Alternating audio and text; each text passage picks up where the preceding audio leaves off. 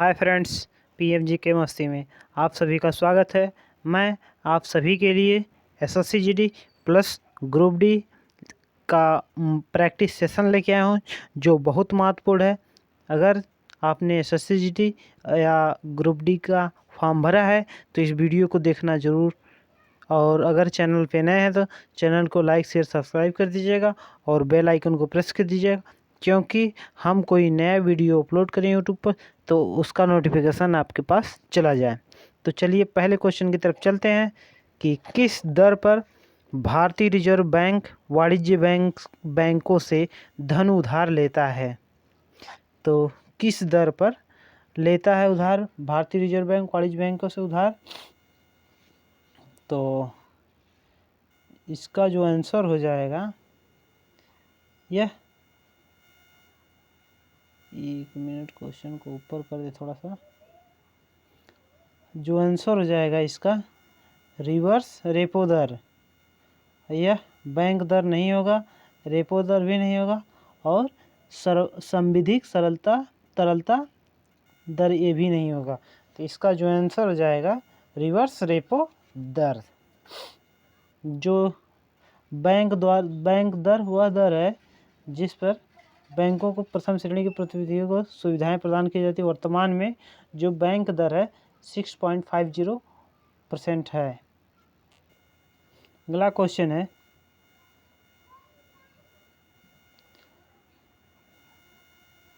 भारत का उपराष्ट्रपति बनने के लिए न्यूनतम आयु कितनी होनी चाहिए।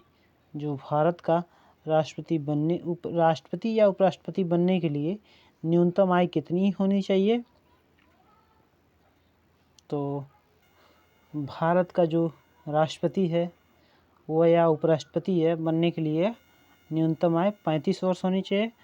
यह 30 वर्ष नहीं होगा, न 40 वर्ष होगा, न 37 वर्ष होगा। न्यूनतम 35 वर्ष होनी चाहिए। अगला क्वेश्चन है,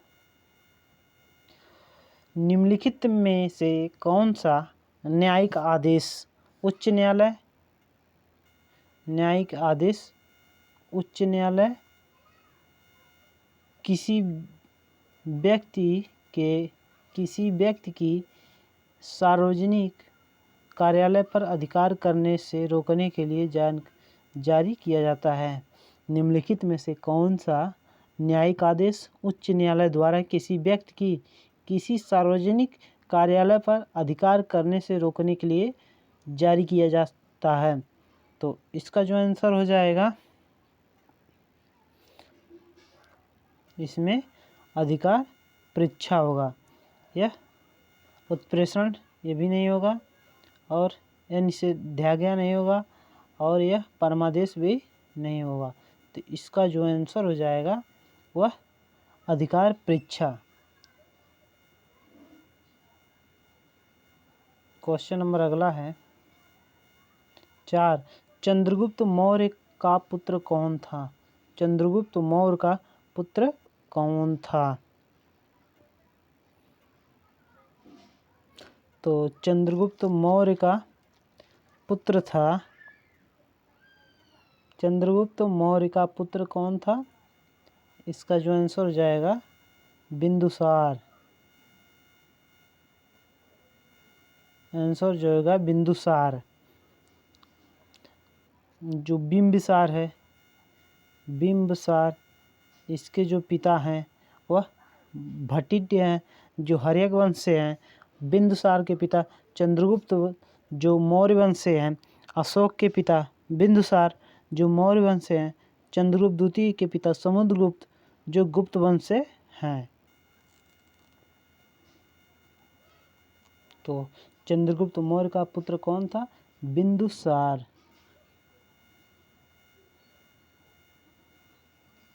क्वेश्चन नंबर 5 है, भारत में तुगलक वंश के बाद कौन वंश शासन में आता है। भारत में तुगलक वंश के बाद कौन वंश शासन में आता है। तो इसका जो आंसर हो जाएगा वह सैयद वंश आता है। यह गुप्त वंश भी नहीं होगा, ना ही मुगल वंश होगा, ना ही खिलजी वंश। तो इसका जो आंसर हो जाएगा सैयद वंश हो जाएगा। अगला क्वेश्चन नंबर 6 है, किस ग्रह को बौना ग्रह माना जाता है? किस ग्रह को बौना ग्रह माना जाता है? तो इसका जो आंसर हो जाएगा, यह पृथ्वी भी नहीं होगा, बृहस्पति भी नहीं होगा, शनि भी नहीं होगा, इसका जो आंसर हो जाएगा प्लूटो।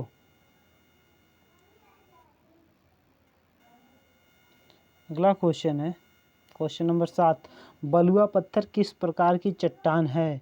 बलुआ पत्थर किस प्रकार की चट्टान है?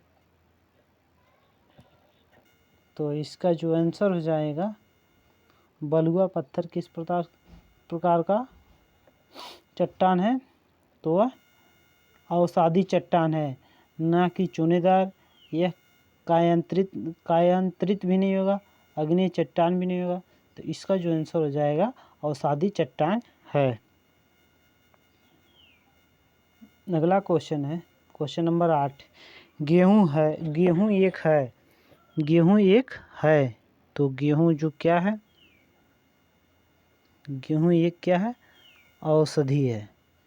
यह बेल भी नहीं है, झाड़ी भी नहीं है, वृक्ष भी नहीं, तो वह है क्या? औषधि। गेहूँ एक औषधि है। अगला क्वेश्चन है, सांप हो गया, कछुआ हो गया, छिपकली तथा मगरमच्छ जंतुओं की किस श्रेणी में आते हैं?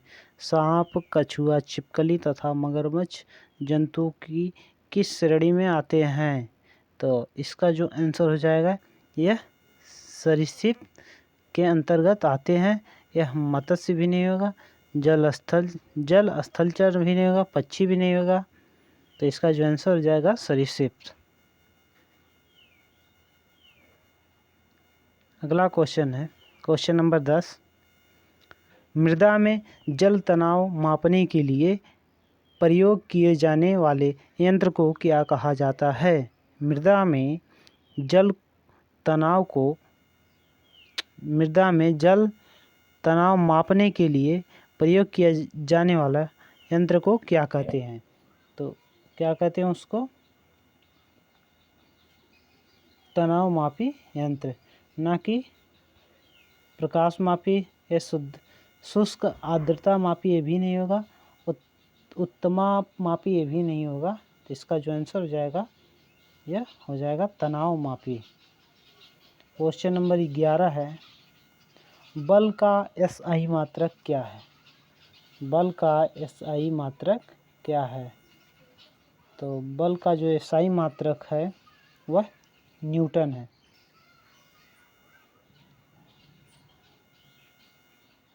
यह पास्कल भी नहीं होगा, बॉयल भी नहीं होगा, वाट भी नहीं होगा। तो बल का जो एसआई मात्रक है वह न्यूटन है। क्वेश्चन नंबर 12 है, निम्नलिखित में से कौन सा एक बुरा ऊष्मा परिचालक है? निम्नलिखित में से कौन सा एक बुरा ऊष्मा परिचालक है? तो यह एल्युमिनियम नहीं होगा, तांबा भी नहीं होगा, चांदी भी नहीं होगा। तो इसका जो आंसर हो जाएगा वह सीसा हो जाएगा। तो निम्नलिखित में से जो एक ऊष्मा परिचालक है वह सीसा है। अगला क्वेश्चन है क्वेश्चन नंबर 13, निम्नलिखित में से कौन कंप्यूटर से अस्थायी रूप से डाटा संचित करता है? निम्नलिखित में से कौन कंप्यूटर से अस्थायी रूप से डाटा संचित करता है? तो क्वेश्चन नंबर 13 का आंसर क्या हो जाएगा? ये भी नहीं होगा, रैम भी नहीं होगा, रोम भी नहीं होगा, कैश मेमोरी भी नहीं होगा। इसका जो आंसर हो जाएगा वह रोम होगा। तो रोम ROM रीड ओनली मेमोरी, इसका जो फुल फॉर्म है read only memory. Question number 14 है, जंग लगना है। तो जंग लगना क्या है? यह विद्युत अपघटन नहीं होगा, ऑक्सीकरण नहीं होगा, अपचयन भी नहीं होगा। तो जंग लगना क्या हो जाएगा? रेडॉक्स अभिक्रिया, ऑक्सीकरण और अपचयन हो जाएगा। क्वेश्चन नंबर 15 है, निम्नलिखित में से कौन सा एक धूम कोहरे का घटक नहीं है? निम्नलिखित में से कौन सा एक धूम कोहरे का घटक नहीं है? तो इसका जो आंसर हो जाएगा ऑप्शन नंबर डी, यह परिवर्तनशील जैविक यौगिक भी नहीं है, नाइट्रोजन ऑक्साइड भी नहीं है, सल्फर डाइऑक्साइड भी नहीं है, यह क्लोरीन ऑक्साइड है। तो इसका जो आंसर हो जाएगा क्वेश्चन नंबर 15 का डी। क्वेश्चन नंबर 16 है, नीति आयोग का निर्माण निम्नलिखित में से किस संस्था के स्थान पर किया गया है? तो नीति आयोग जो है वो किसके स्थान पर? वह योजना आयोग का जो कब गठन हुआ था? 1950 में। और नीति आयोग का गठन कब हुआ? 1 जनवरी 2015। योजना आयोग की जगह पे नीति आयोग आया जो 1 जनवरी 2015 में आया।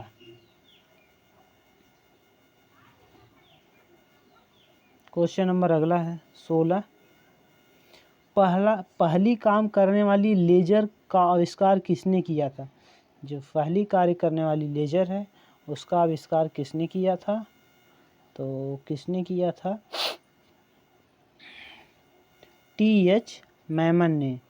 इसका H टेलर भी नहीं होगा, W.K. रॉन्टजन भी नहीं होगा, फ्रेंड मार्सिन भी नहीं होगा। तो इसका जो आंसर हो जाएगा T.H. मैमन। क्वेश्चन नंबर 18 है, निम्नलिखित का मिलान कीजिए, कलाकार और कला। तो इसका जो आंसर हो जाएगा तो आंसर इसका क्या हो जाएगा? जो पहला है गौरी शंकर देवी, वह क्या है? कथक हैं। और हरि प्रसाद चौरसिया वो बांसुरी वादक हैं। एम एफ हुसैन वह एक चित्रकला विशेषज्ञ हैं। और डॉक्टर जाकिर हुसैन एक कथक हैं। तो ये इसका जो आंसर हो जाएगा विकल्प नंबर सी। पहले का सी, दूसरे का ए, तीसरे का बी, चौथे का डी। क्वेश्चन नंबर 19 है, पास्कल की इकाई क्या है? तो पास्कल की इकाई क्या है? दाब। यह आर्द्रता भी नहीं होगा, वर्षा भी नहीं होगा, तापमान भी नहीं होगा। तो पास्कल की जो इकाई है वह दाब है। अगला क्वेश्चन नंबर 20 है,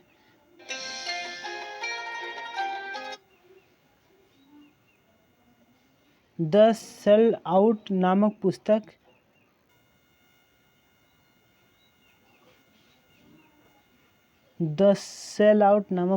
के लेखक कौन है? द सेल आउट नामक पुस्तक के लेखक कौन है? इसका जो आंसर हो जाएगा पॉल बेट्टी। तो अरविंद अडिगा भी नहीं होगा, हावर्ड जैकबर्सन भी नहीं होगा, एलिनोर कैप्टन भी नहीं होगा। तो इसका जो आंसर हो जाएगा ऑप्शन नंबर ए। अगला क्वेश्चन है, उत्तर प्रदेश की सबसे शानदार लोक नृत्यों में से एक है। इस शैली में एक मुश्किल संतुलन नृत्य शामिल है जिसमें एक घूंघट काढ़े एक महिला नर्तकी सिर पर लकड़ी के पिरामिड के मंच पर एक साथ 108 लैंप रखकर नृत्य करती है।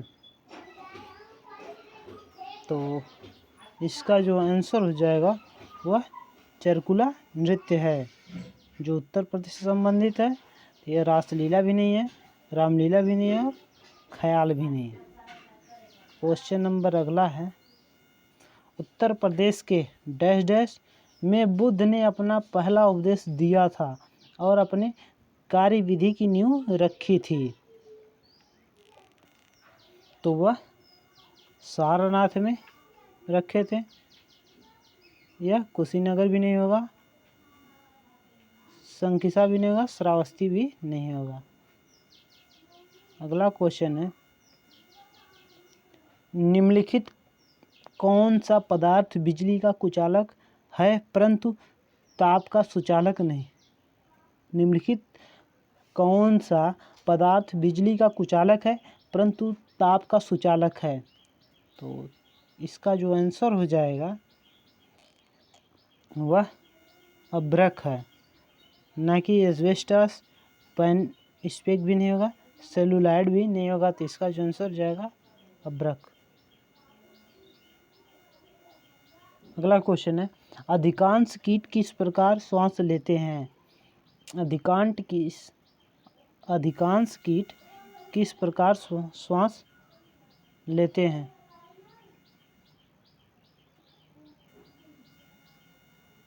चौंतीस कड़ी टेकिया प्रणाली के द्वारा। अगला क्वेश्चन है, रिजर्व बैंक ऑफ इंडिया की स्थापना किस वर्ष हुई? तो रिजर्व बैंक ऑफ इंडिया की स्थापना किस वर्ष हुई? तो रिजर्व बैंक की स्थापना 1935 में हुई। क्वेश्चन नंबर अगला है, यहीं पे क्वेश्चन समाप्त होता है। अगर आपको क्वेश्चन अच्छा लगा तो लाइक शेयर सब्सक्राइब कर दीजिएगा और बेल आइकन को प्रेस कर दीजिएगा। कम से कम 5 या 4 दोस्तों को शेयर कर दीजिएगा।